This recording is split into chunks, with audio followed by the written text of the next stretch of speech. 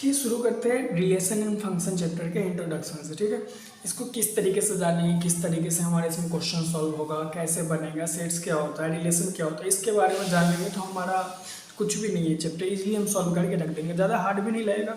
तो पहले हम लोग सेट्स को डिफाइन कर लेते हैं। ठीक है, a collection of well defined object forming a group. ठीक है, इस तरीके से हम लोग डिफाइन कर लेंगे। अच्छा, डिफाइन तो कर लिए, जानेंगे सेट्स होता क्या। तो एग्जांपल के लिए हम लोग जानते हैं, सपोर्टेड ए कोई सेट्स लेते हैं। ठीक है, 1 और 2 लेते हैं, बी कोई सेट लेते हैं, 3 और 4 बी कोई सेट लेते हैं। अच्छा, रिलेशन दिखाना हो, ए के साथ बी के रिलेशन दिखाना हो तो हम लोग कैसे दिखाएंगे। तो ए क्रॉस बी यानी Cartesian product of A B, तो इसका कैसे रिलेशन दिखाएंगे, ए का बी के साथ रिलेशन। तो एक का रिलेशन बी के साथ कैसे बनेगा, 3 और 4 से बनेगा, इसके अलावा तो कोई बन नहीं सकता, क्योंकि बी में तो 3 और 4 के अलावा कोई है नहीं, तो कैसे रिलेशन बनाएंगे। तो एक तो हो जाएगा एक का 3 के साथ रिलेशन, और दूसरा हो जाएगा 1 का 4 के साथ रिलेशन। अच्छा, ए में तो एक और एलिमेंट है, 2 है, तो 2 का भी रिलेशन दिखाएंगे बी वाले के साथ, तो 2 का 3 के साथ रिलेशन और 2 का 4 के साथ रिलेशन बनेगा, इसके अलावा कोई रिलेशन ए का बी के साथ नहीं बनेगा। ठीक है, अच्छा रिलेशन तो बना लिए। ठीक है, अगर कोई दे दे कंडीशन दे दे, रिलेशन का कंडीशन है को बोल देते, कैसे प्रूव करेंगे। ठीक है, उसके लिए एक कंडीशन दे दिया, तो मान लो कोई कंडीशन दे दिया R x y such that y बराबर 2x दे दे। ठीक है, एक कंडीशन दे दे तुम्हें। तो कंडीशन के लिए हमको करना क्या, कुछ भी नहीं करना कि x के जगह पे कुछ भी अपना वैल्यू पुट कर लेते हैं। मान लो x के जगह पे कोई वैल्यू पुट करते हैं 2 × 1, एक पुट कर लेते हैं, y का वैल्यू क्या आएगा 2 आ जाएगा। तो हमारा क्या रिलेशन बन जाएगा, एक का रिलेशन 2 के साथ बन जाएगा। ठीक है, अगर x के जगह पे अगर 2 डाल ले तो y बराबर 4 हो जाएगा, यानी क्या रिलेशन बन जाएगा, 2 का रिलेशन 4 के साथ बन जाएगा। कैसे, x वाले को हम लोग पहले लिखते हैं, y वाला को बाद में लिखते हैं, तो पहले से पता होगा, इसको x बोलते हैं, इसको y बोलते हैं, इस तरीके से लिखेंगे। ठीक है, समझ में आया रिलेशन क्या होता है कंडीशन पे भी। अच्छा, इसके बारे में जाना है कि रिलेशन कितने प्रकार का होता है। ठीक है, रिलेशन 2 प्रकार के होते हैं, जैसे हम लोग जान लेते हैं टाइप्स ऑफ रिलेशन। पहला होता है हमारा एम्प्टी रिलेशन।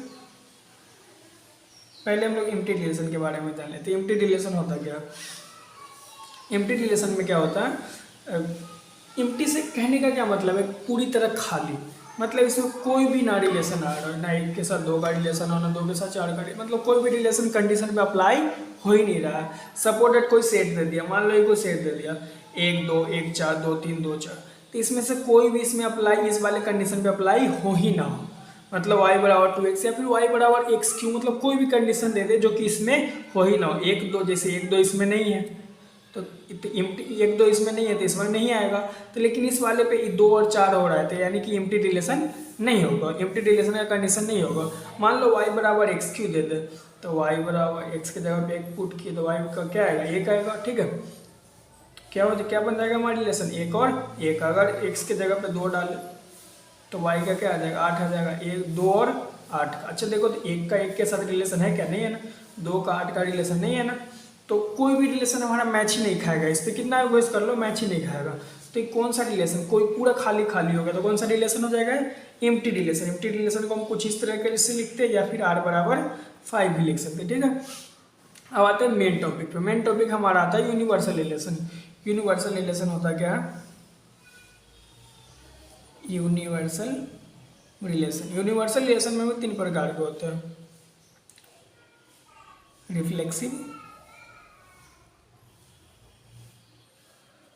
Symmetric, transitive.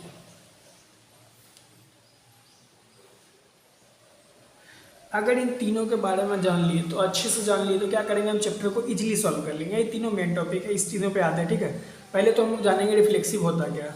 तो रिफ्लेक्सिव के लिए जानेंगे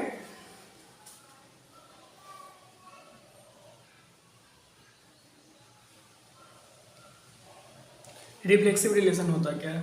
तो कहने का क्या मतलब है रिफ्लेक्सिव से, कि खुद का संबंध खुद के साथ होना चाहिए। जैसे एक का संबंध एक के साथ हो, दो का संबंध दो के साथ हो, तीन का संबंध तीन के साथ हो, इसके अलावा किसी के साथ उसका नहीं होना चाहिए। तो जैसे ए का संबंध ए के साथ हो, बिलोंग्स टू आर होना चाहिए। बी का संबंध बी के साथ हो, क्या होना चाहिए, बिलोंग आर में करना चाहिए, रिलेशन में बिलोंग करना चाहिए। सी का संबंध सी के साथ हो, जो कि क्या करना चाहिए, रिलेशन में बिलोंग करना चाहिए। सपोर्टेड एक का साथ एक का हो, रिलेशन में दो का साथ दो का साथ दो का दो के साथ रिलेशन हो, ठीक है। इस तरह का सब हुआ तो हम उसको क्या बोलेंगे, हम लोग रिफ्लेक्सिव रिलेशन बोलेंगे, ठीक है। अच्छा, रिफ्लेक्सिव तो समझ गया। सिमेट्रिक के बारे में जानते हैं, सिमेट्रिक होता क्या, ठीक है। सिमेट्रिक क्या होता है, तो सिमेट्रिक के जानने से पहले हम लोग ये जानते हैं कि इसमें क्या होता है कि मेरा संबंध अगर तुम्हारे साथ है तो तुम्हारा संबंध मेरे साथ होना जरूरी है, तभी उसको क्या बोलेंगे हम लोग, सिमेट्रिक रिलेशन। जैसे हम लोग ए का संबंध बी के साथ हो, जो कि आर में होना चाहिए, तो क्या होना चाहिए कि बी का संबंध भी ए के साथ बिलोंग्स टू आर होना चाहिए। सपोर्टेड एग्जाम्पल के लिए लेते, एक का संबंध दो के साथ है तो क्या होना चाहिए, दो का संबंध भी एक के साथ आर में बिलोंग करना चाहिए, नहीं तो सिमेट्रिक रिलेशन नहीं होगा। अच्छा, तीसरी टाइप में आता है, तीसरा हमारा क्या होता है, ट्रांजिटिव। ट्रांजिटिव रिलेशन क्या होता है, ट्रांजिटिव रिलेशन क्या होता है कि ए का संबंध अगर बी के साथ है, ठीक है, तो क्या होना चाहिए, बी का संबंध भी सी के साथ होना चाहिए, इसमें सी भी आ गया। और तीसरा कंडीशन क्या होता है कि ए का संबंध भी सी के साथ होना चाहिए, ए का संबंध भी सी के साथ होना चाहिए। अगर ये तीनों कंडीशन अप्लाई हो रहा है तो ट्रांजिटिव रिलेशन है, नहीं तो नहीं है। सपोर्टेड एग्जाम्पल के लिए देखते हैं, एक का संबंध दो के साथ होना चाहिए, दो का तीन के साथ होना चाहिए, रिलेशन में होना चाहिए, ठीक है, और एक का भी तीन के साथ रिलेशन होना चाहिए। अगर नहीं है तो ट्रांजिटिव रिलेशन नहीं है। सिंपल तरीका तीनों का पहचानने का, इससे ज़्यादा सिंपल तरीका कुछ भी नहीं हो सकते, ठीक है। इसको अच्छे से पहचान लेंगे तो यही हमको करना है, सिर्फ प्रूफ ही करना है, रिफ्लेक्सिव क्या होता है, सिमेट्रिक क्या होता है, ट्रांजिटिव क्या होता है, तो ठीक है, प्रूफ कर लेंगे हम लोग।